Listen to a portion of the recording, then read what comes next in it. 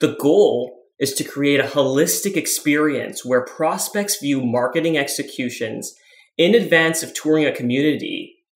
And once the prospect eventually does tour that particular community in person, that visual tie back to the marketing materials is so strong, it can't be overlooked. Hello, and welcome to Sink or Swim, a weekly podcast brought to you by RentSync, where we take a deep dive into the PropTech, multifamily, and rental housing industry. In each episode, we uncover the technologies and strategies used to help overcome operational challenges and increase the value of your multifamily investments. So, let's get into our conversation today. Welcome back to Sink or Swim. I'm your host, Nicolina, and on this podcast, I chat with rental housing industry experts to learn how you can reach more renters, sign more leases, and maximize the value of your assets. And today, I am once again excited to welcome back Ryan Funt to the show, who, as some of you already know, is the Director of Marketing at Fitzrovia. And if you want to know more about Ryan and Fitzrovia, then by all means, go check out the episode we did. I believe it's episode 33 to learn more about that. But Ryan, thank you again for joining me on the show. Well, thanks so much for having me again. I appreciate it. Yes, and early in the morning when both of our minds are, still figuring things out. So last time we spoke at length about the Waverley lease up that you were in the midst of. And I know you were working on a lot of incredible things and you've shared it with our team and you've shared it on LinkedIn. And I want to touch on all of this. So could you just share a little bit about the results you saw from the Waverley lease up so we can kind of kick this conversation off and some of the biggest wins that you experienced through that lease up? Yeah, no, for sure. I'd be happy to. It's a great question. Firstly, it was a privilege to be a part of such a monumental project that is so rich in history. In terms of results, the Waverley was fully leased up in 5 months, which exceeded our underwritten expectations. What were your expectations, if you don't mind me interrupting? Well, we certainly had a longer absorption schedule. Yep. Right? And we were able to beat that absorption schedule. And when you think about that, when you actually backdrop that with a COVID-19 pandemic that rocked the rental housing industry, specifically the downtown Toronto core where the Waverley is located, you can really appreciate the quality of execution from the entire Fitzrovia team. And so beyond this, the project was widely recognized by our industry. And as a collective, we could not be more grateful for that recognition. And at, the 2021 Build Awards, we were nominated for Best Suite Design, Best Website, Best Organic Social Media Campaign, Best Advertising Campaign, and Best Overall Marketing Campaign, ultimately taking the title for Best Organic Social Media Campaign. And, just to elaborate even further, at the 2021 FERPO Awards, the Waverley received acknowledgement as well, eventually taking home the award for Rental Development of the Year for a community of 200 units or less, Best Advertising Campaign, Best Amenities, and Best Organic Social Media Campaign. I feel like it was campaign. A Titanic of a kind of a win there and like nominations. I was like, Ryan's got the Titanic of the development awards here. So yeah, and marketing awards for multifamily. We have a great team at Fitzrovia, and it was execution on all fronts, right? And really beyond the results of the initial lease up, it's clear that the offering at the Waverley continues to resonate. Take our resident events as an example. Spend a lot of time considering the programming of these events. And when you finally do make it to an event, you can't help but say to oneself, wow, I really can't miss the next one. So really, Nicolina, beyond the striking marketing collateral, the materials, the level of on-site hospitality and customer service has really resonated, resulting in a great deal of renewals as we enter year number 2 of our tenancy agreements. Right. Awesome. Yeah. So I was going to say, and I didn't have this in the question, but you would say you're near stabilization at this point and that you're, able to kind of renew. And are you increasing rents and actually being able to renew based on rent increases? Like, is that something that you can speak to a little bit? Absolutely. So we are fully stabilized. I was saying to a colleague recently that this is the first time in my career that we've hit 100% leased and 100% occupied. Wow. right? Typically have a bit of vacancy, Sure. a bit of availability, not in the Waverley's case. So it was an extremely successful project. We have started to issue our annual increases, and they have been extremely well received by our tenant base there at the Waverley. You can tell the value is there and it's worth every penny. And I mean, just the visuals alone make me feel that way. I've never actually been inside the Waverley yet, but I would love to eventually get there, or even one of the newer developments that you guys have been working on, like the Parker. But so let's move on to the second question, because I think we can talk about this more, but I think this will kind of highlight some of the things that you're working on right now and talk about the kind of the best marketing planning tactics for a new lease up in 2022. Has anything changed for you this year in terms of the tactics that you're implementing? Also a really good question. And it may sound obvious, but I believe it's critical to have a detailed yet distinct plan for each lease up. And I say distinct because no two lease ups are identical. They come with a different set of challenges, different budgets, different target renter profiles, different staffing plans, different suite mixes that may include affordable, rental replacement, and so on. Essentially, the marketing roadmap needs to be created even before you put a shovel in the ground. And this is a fundamental point because I've noted through experience that the marketing component often doesn't get considered until 6 to 8 months prior to occupancy. Right. And we experience that as well at Rent-Sync. Our clients are, sometimes it's even 4 to 3 months. So yeah, that's definitely something to note. And I think that something that the industry almost needs to really strive for. Absolutely. And really, it's far too late.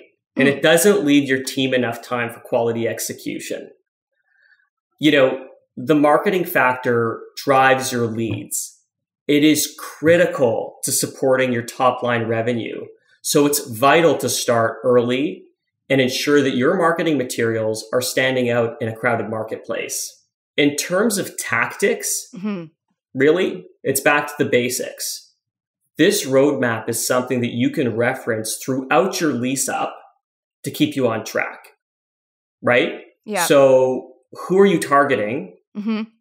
What's your brand positioning? Who is on your market survey and why?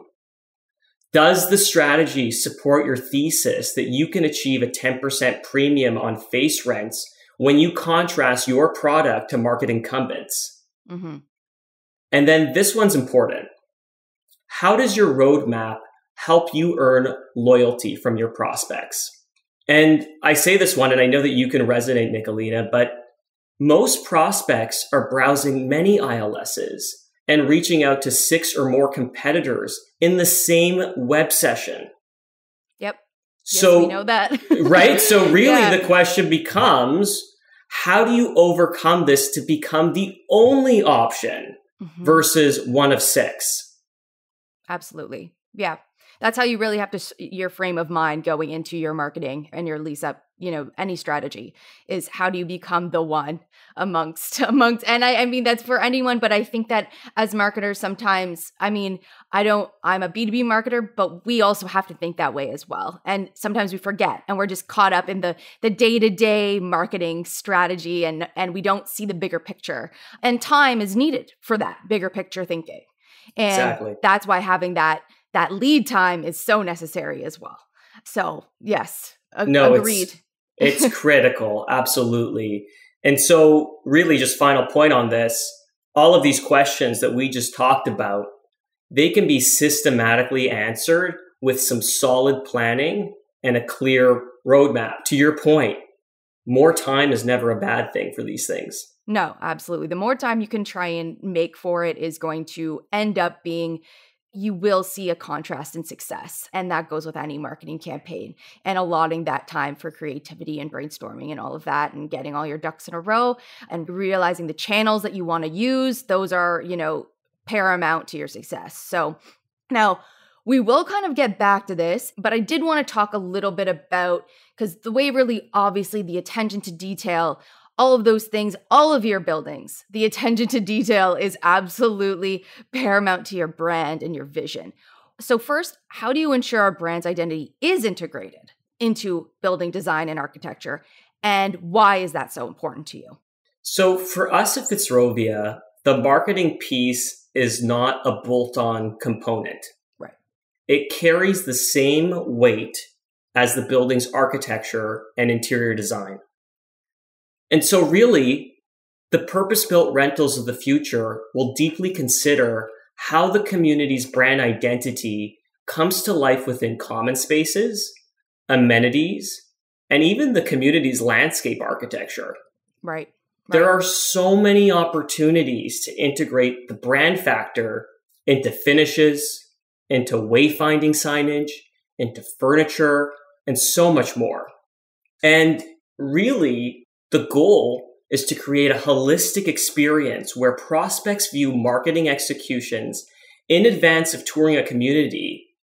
And once the prospect eventually does tour that particular community in person, that visual tie back to the marketing materials is so strong, it can't be overlooked. And it works the opposite way as well. That is, if your prospect is a walk-in and then reviews marketing materials post-tour, it creates the same net effect. Of course. That there is creating brand cohesion, which is really important. Mm-hmm. Yes, I think all of our designers would definitely agree with that. That's their motto. They tout all the time.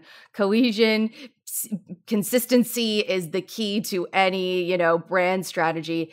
And would you say that as a company, you target certain buildings because they do fit the Fitzrovia brand? Like, is that something that you think about, or like a location, because you can envision what it could look like and how it relates back to you as a company? Yeah, 100%, right? I mean, it's all contextual. We just, finalized a deal at 260 King Street East, mm-hmm. and it's an incredible site with incredible history. There are a number of heritage buildings on site that will be preserved, old brick and beam office space, which is highly in demand and desirable in the city. And so it starts from there, really, right? Like, how can a site, its history, its existing architecture inspire the development, the planning, the architecture, the interior design, and finally, the marketing piece, right? It all ties together. And so, me as a marketer, I work closely with the other departments to make sure that everything is working in harmony. There's that synergy across every single vertical. And really, that creates better, more vibrant communities for our prospects. Absolutely. And it lasts just the test of time in general, right? Yep. Yeah.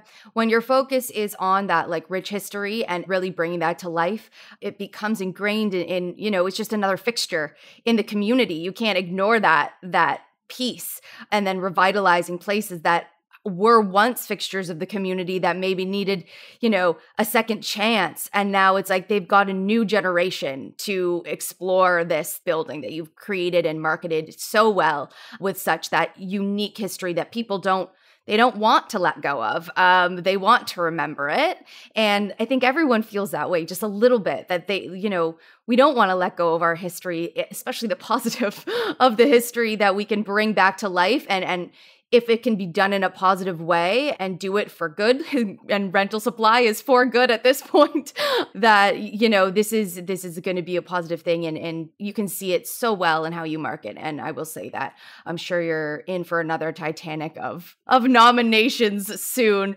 So moving on, kind of in that respect, to Class A rental development, can you talk a little bit about the future of amenities and what amenities you're most excited about? Well, what an exciting question, really. Yeah, I know. It's a good one. Thanks, Ryan. I think that was your suggestion. Well, it was my suggestion, and I did want to talk about it because I think, we've reached a critical juncture where it's now an expectation amongst renters that you have to have a fitness center or a party room and smart parcel lockers, right? Mm-hmm. These amenities don't have the same pull as they did even 5 years ago.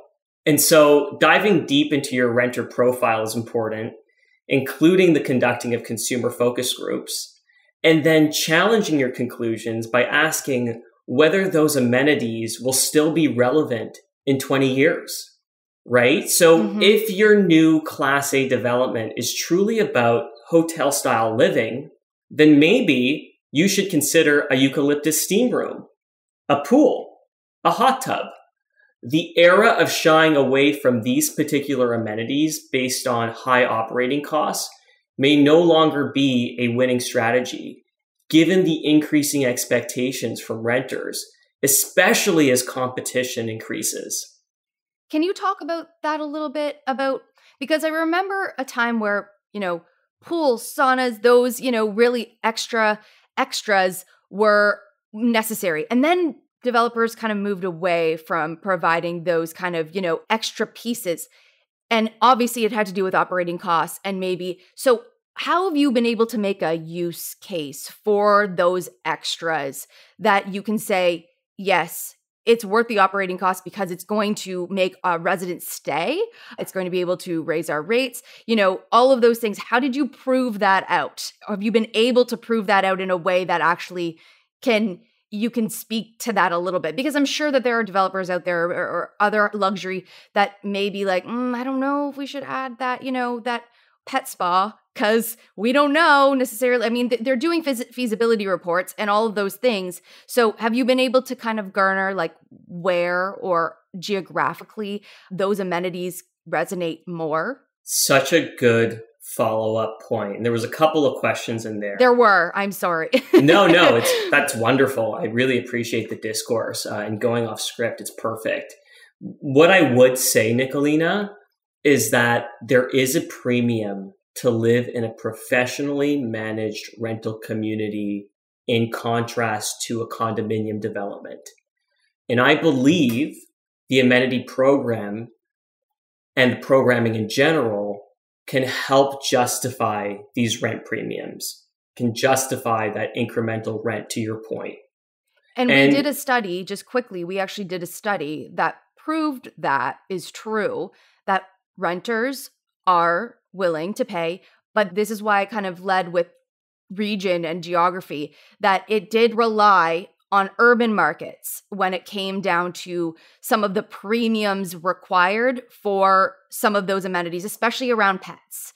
That was one of the ones that was like, urban markets, people want to live with their pets. They need that in their rental unit. It's not an option. It's like not optional for them. And they're willing to pay whatever it is to get their pets with them. That was like the number one across the board, no matter what age group you were in. Of course, there was differentiation with other amenities, but that was the one that kind of stood out. I think you hit the nail on the rock again, right? You have to do your research, right? This is not something that can be, determined overnight. No. Or over a short period of time. You need to do your research. You need to do those consumer focus groups. Mm-hmm. You need to determine whether those amenities will resonate with your target renter group in that particular, location and geography, to your point. So there's lots to consider. There's certainly lots to consider before you make the final decision. But I think there are so many interesting ideas out there that a developer may want to consider, right? And depending on the research that you do, maybe it's a karaoke lounge. Maybe it's a therapeutic water circuit consisting of multiple spa pools, such as a Dead Sea saltwater pool, or a cold plunge pool, or an Epsom salt pool, and so on. Right. We're seeing co-working spaces now with stock kitchens and business class printers, fully equipped with office supplies. We are starting to see pop-up amenities, including gift wrapping stations that pop up during the holiday season. Right. Daycare facilities that go beyond the standard kids' room amenity. Mm. Really, there's so much you can do to enhance your offering and encourage resident retention, right? Right. Yeah. And yes, some of these ideas seem daunting and perhaps even costly, to your previous point. However, if this is going to be a long-term hold, you need to future-proof your community. Yeah, absolutely. When you think about that experience, it just makes sense. Why would I go anywhere else if I have this? I know I'm going to childcare. Oh my gosh. If that was an option within a rental community and like being that, I mean, I don't know what you guys are cooking up over there, but if that's an option, I just, the cost of that, the convenience of that, all of those things, you put it in my rent, like take all my money. Cause I've said this before when I've talked to you. I'll move out of my house. I'll rent one of your units so that I can get all the great amenities that you guys cook up over there. So now, did you have any final kind of comments on amenities, kind of what you're looking forward to? You've kind of said all you want to say about that. All I'll say is stay tuned. Okay. We have a lot in store for you, specifically on Yorkdale and the Elm and the Ledbury, which is our community 2 towers at 88 Queen Street East. So don't be surprised of some of these incredible ideas that we just chatted about surface at some of these future communities. Okay, awesome. Okay, now can you talk a little bit about unit mix? If you've noticed any trends lately in your kind of research and what you've been working on? For sure. And we are certainly experiencing a shift in the Toronto marketplace. Definitely over the last decade, there has been a substantial amount of studio and 1-bedroom supply within new developments. And really, one of the driving forces here is that you can get more out of a smaller sized unit on a per square foot basis. And as you climb up to larger 2 and 3 bedroom units, there are diminishing returns. Essentially, it's challenging to apply the same high studio PSF formula to your 2s and 3s as your larger size units would become quote unquote overpriced. Or at least this was the case. Right. And so just to circle back here, we've seen a limited supply of 3 bedrooms come to market in the city of Toronto and the GTA in general. And we know there is a demand for larger units. Now, keep in mind, we have a downsizer population, and many within this group are selling their home. But this group still has a desire to retain the spaciousness that they were used to, at least to a certain degree. And often, Nicolina, a 2-bedroom unit just won't cut it for this group. Are you looking to connect with more renters in Quebec and fill units fast? When you syndicate your properties with RentSync, you'll have free access to some of the most popular rental listing sites in the province, including louer.ca and Logis Quebec. Plus, we've upgraded our autoresponder tool so you can instantly translate your emails in French to better engage with all your prospects. If you're currently a RentSync client, your account manager can help you get set up. Or, if you're looking for more information, visit rentsync.com/Quebec-rental-listings. Now let's get back to the show. And so additionally, we're seeing this trend continue where homeownership is increasingly out of reach for young families. And they require space as well. So we'll bring the Waverley back up for a second here because we have an exceptional 3-bedroom offering there. And there's one particular unit, and it's our most expensive suite in the entire building. And it was one of the first units to lease during pre-lease. Interesting. It was the first, really, one of the first. I think it might have been the first. Wow. Okay. I want to get into that a little bit. Yeah, it's a spectacular suite with a massive terrace and trees on the terrace. It's a wonderful unit. But it was back on the market recently, and at least within a couple days. Wow. In fact, I think that we have a waiting list for that particular unit and 3s in general at the Waverley. So as we continue to price more buildings, we're noticing that we can get more out of our 2s and 3s on a PSF basis than ever before. Simply put, the demand is there.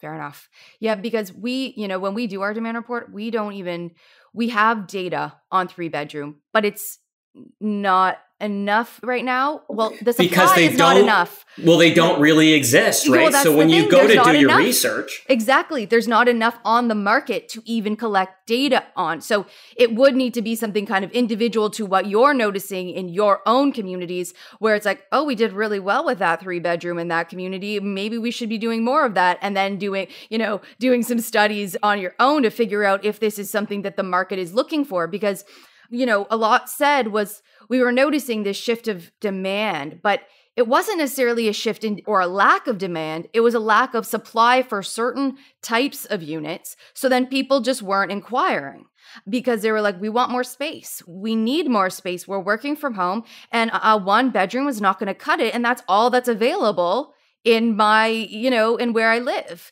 That's all that the market is offering me. So therefore, I am just going to stay where I am, or, not make any changes because there's just no supply for it. So that's really an interesting thing to note about 3 bedrooms, 2 bedrooms kind of increasing. Now, do you think that will, as pandemic and work from home and that maybe just kind of takes it back just a little bit, you think that will wane in demand at all? Or do you think, we've now become accustomed to this way of life, and that no matter what, we're going to need to make space for ourselves in our homes because remote work is really not ever going to be a thing of the past. We're always going to have that. Do you think that you can see any trends shifting on that regard? Or do you think that this is something that's going to be long-term? I think it's something that's long-term, right? I think previously there was an understanding that, a lot of these rental buildings were sort of, a initial step in one's life, right? You get a studio, you're single, you grow out of the unit, you get married, you buy a home. That's my, that's my life too, right? But that was also, 10 years ago when I started that. So things have changed. And when homes were more affordable, right? And so we believe that people will be settling down more and more in purpose-built rental product, right? And so they want a bigger unit. They want that space. I don't think it's a trend that's going to discontinue. I think we're going to see developers adapt and build more large-scale units because there truly is a demand for that. We have seen with some of our smaller 3-bedrooms that there's not a lot of interest because people want more space. Like, we have tested it, right? We have taken a 3-bedroom unit, put it on market that's sub 1,000 square feet. There's not a lot of interest in it, right? Can you believe that? People want more than 1,000 square feet, right? That's just the way that, the industry is heading, right? So we're seeing a demand for it. I don't know if you can share this at all, but is there any way for you to share maybe if there's a trend in who you've seen rent those 3-bedroom units that you spoke to about the Waverley, if there's kind of some commonality between who's renting? Yeah, no, most definitely. The Waverley specifically, taking a 3-bedroom, you see that a lot of students are taking advantage, right? Because it is, to a certain extent, still the affordable play. Of course. Right? For a roommate situation, it is the affordable play. That makes sense. Right? But we have also seen a lot of professionals, lawyers, and even doctors take on these units, right? Because they want that space. Right. So it's those who can afford, and then those who can subsidize their rent with the bigger space. They can make, better decisions and save some money when they've got 2 other people who can live with them. And they also, and we did this kind of in our rental listing webinar, that space was so important to the future generation of renters because they want to be able to live individually when they're living with other people, and space is conducive to that lifestyle. So that makes a lot of sense, what you're saying. Okay, now let's move down the line here and let's talk about leasing agent response time. What are the best practices? What do prospects expect in 2022 from their leasing agents, and how soon they're, when you've got 1 3-bedroom apartment, unit available and that's all you've got, they're desperate to get in there. What is the expectation here? Yes, that is a good question. And I know it won't come as a surprise to you to learn that renters want information yesterday. Right? Yes. They want information immediately. Immediately, yes. When they're searching for an apartment. So firstly, use a proven CRM software that's specific to multifamily. This is a key element to help your team manage leads effectively. With respect to response time, if it takes your agents more than 4 to 6 hours to respond to a lead, then forget it. That lead is gone. Yeah. They found another place. They've inquired on another place. They're in that mode where I'm inquiring on I've set aside some time to find where I want to inquire, and they're doing that all at once. And if you haven't gotten to them, then they've probably found another place to inquire, and if they've gotten back to them in that window, then yeah, by that time, you're too late. Fully agree. And the other thing that I'll add is there's rarely that loyalty. And I made that point earlier on. What is it about your marketing strategy that gives your community that competitive edge? Because most renters are exploring several apartments on their journey. And if you finally get on their short list, but you respond 12 hours later, again, they're gone. It's funny because this is something that I even experience with hotels now too. If I have to call a hotel to make sure that I have to secure a booking, I'm looking at 15 different hotels at the same time. So if I don't get that response, I will book. And even if it's $100 more for the night, I will book there just because I want to secure where I'm going to be staying. I mean, a hotel situation is a little bit different. It's more short term, but you can see why it's like, well, if you don't want my business, I will take it elsewhere. Like, it's kind of that feeling.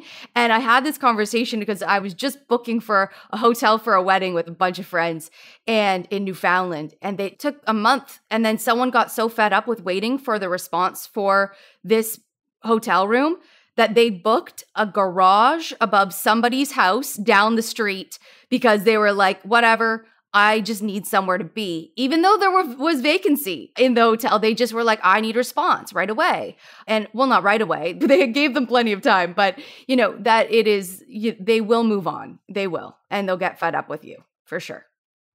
Again, you're absolutely correct. Marketers can do all the right things and they can invest in all the right lead sources. Right. There was probably a marketer behind that hotel case in Newfoundland. Oh, for sure. That had great ideas, right? Yes. And they found you, right? Yes. But if agents aren't responding, it's a bad investment. What is the purpose of calculating your cost per lead if you're not going to respond?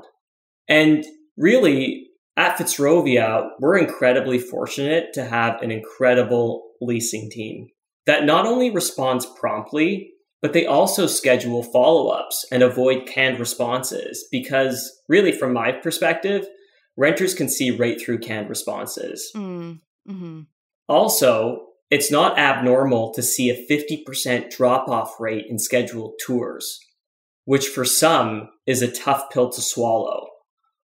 Ultimately, you have to respond and respond quickly.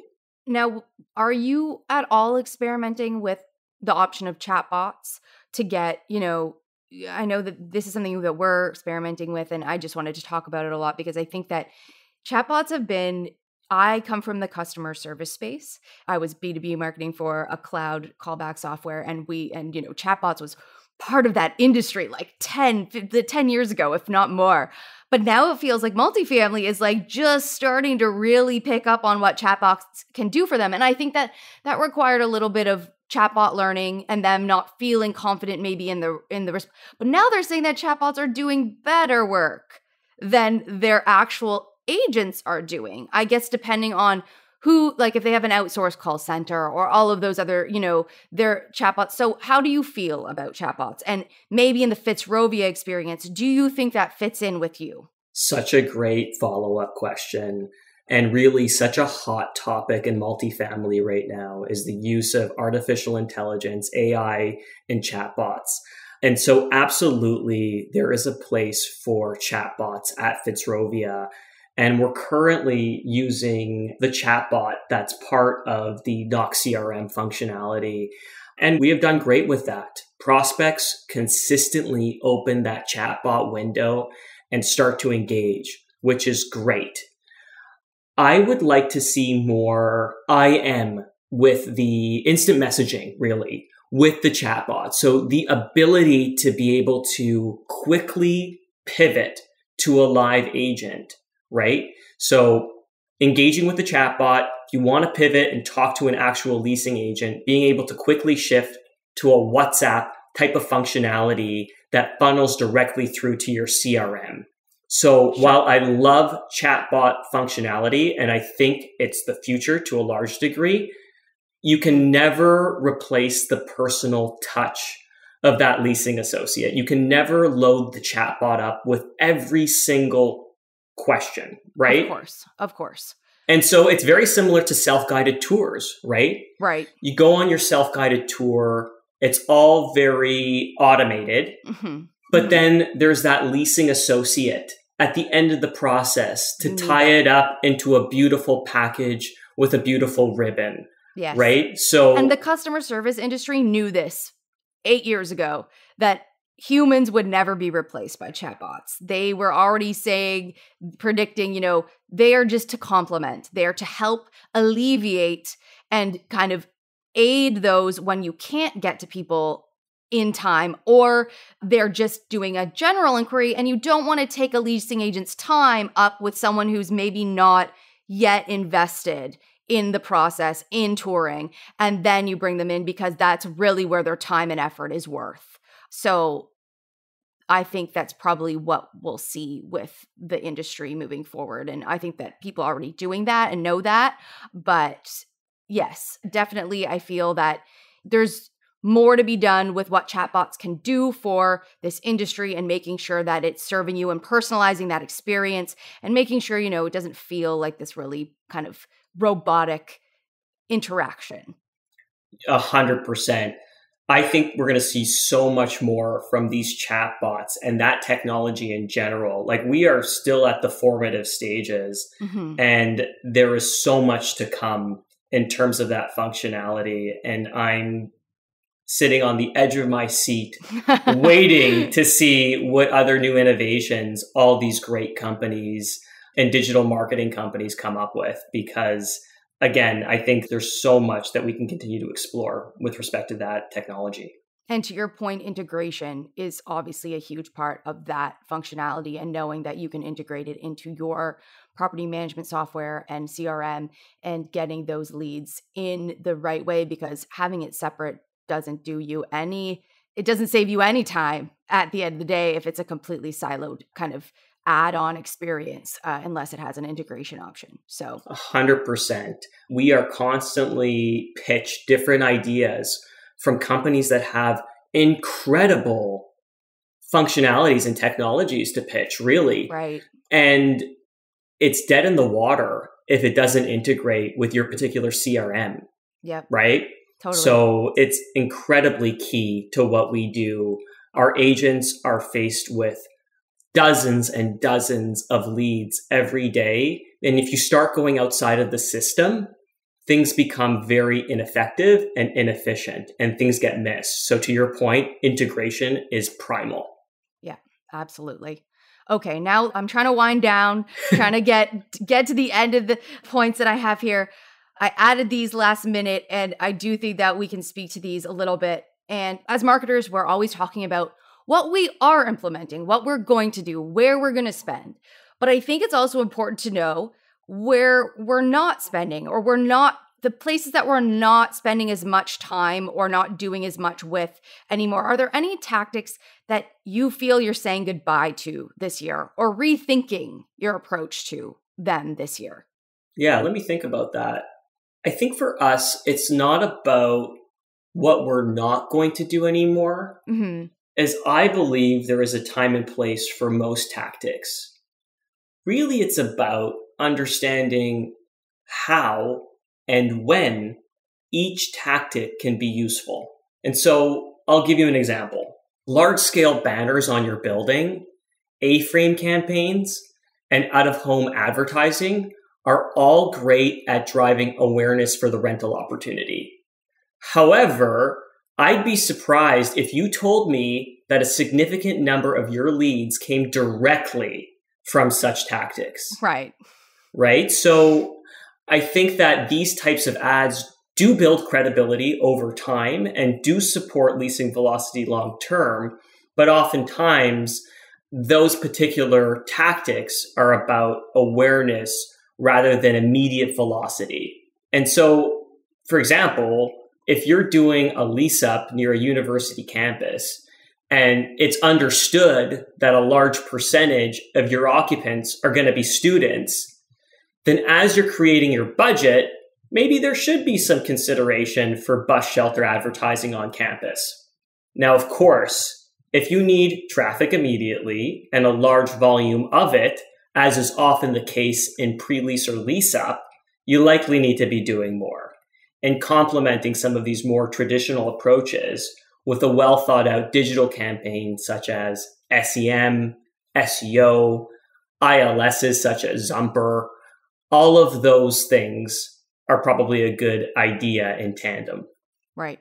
So the answer is time and place is everything. Maybe not every tactic is going to be the highlight of every single marketing campaign. However, depending on who you're marketing, some tactics will rise to the top and then some will kind of float in the middle, but it's all about kind of who you have to think about who your personas are and what tactics really are going to be the key to those. And then there's other ones that are just kind of a necessary thing that you need no matter what. And it's just about placement. No, 100%. I think it's just about understanding,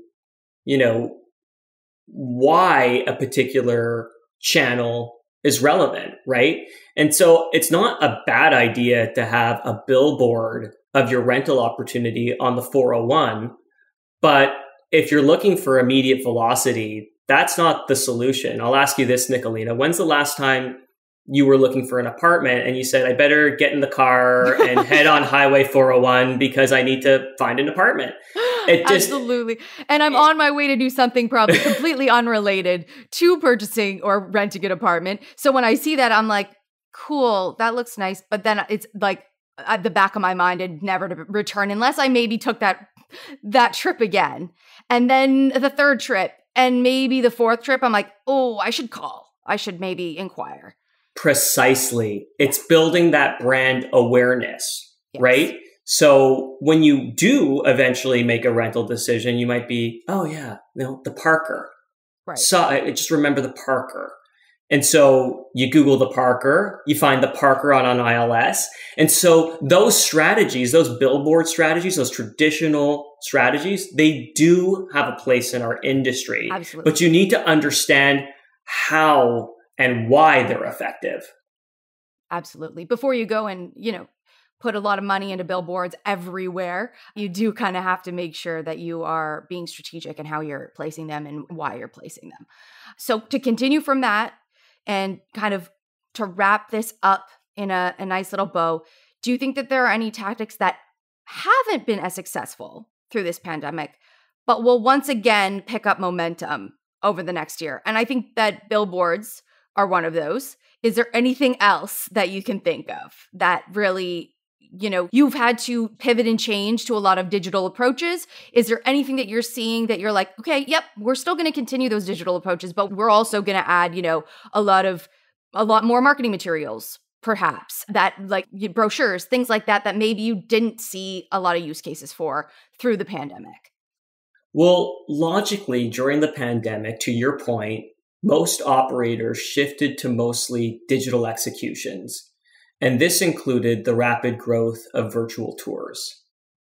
And while I have no illusions about the dominance of digital multifamily marketing and digital marketing in general, I do believe that there will be a place for tangible executions as well, right? So we always talk about the 5 senses on an in-person tour and creating sensations and an immersive experience, which includes touch and feel. Right. Leaving a Class A community with a beautifully printed brochure, to your point, presented on premium cardstock paper, with embossments leaves an impression, and it ties back to the level of detail offered at that particular community.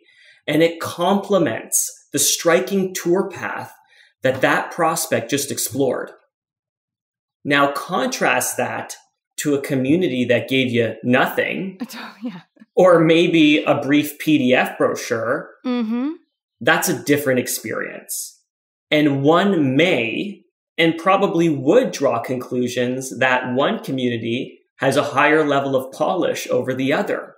Similarly, a well-weighted pen that ties nicely to your property's branding versus a 25-cent pen that was handed to you by a leasing agent, again, is a different experience. Right.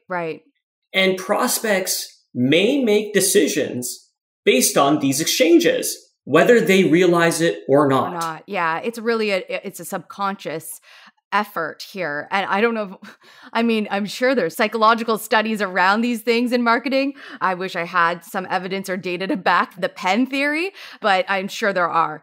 And it's interesting because when you think about that PDF example that you just gave as well, I've got a PDF on my computer. I'm not seeing that PDF though. I'd have to open it up and look for it in my computer to once again view that rental property and all those things. But if I've got this beautiful brochure that's sitting on my kitchen counter that I'm walking by every day and I'm engaging with that, again, you're seeing the brand over and over and over again. You cannot ignore it. There's that repetition there, which we know in marketing works. So just having that alone, that touch factor, and then also the brand awareness and repetition is going to be paramount. And I do think that through the pandemic, it wasn't that the tactics didn't work. It just, the opportunities weren't there for them. So we will just now have more opportunity to actually provide those chances and those traditional means of exchange and brochures and, the marketing materials that we're all used to doing in this industry.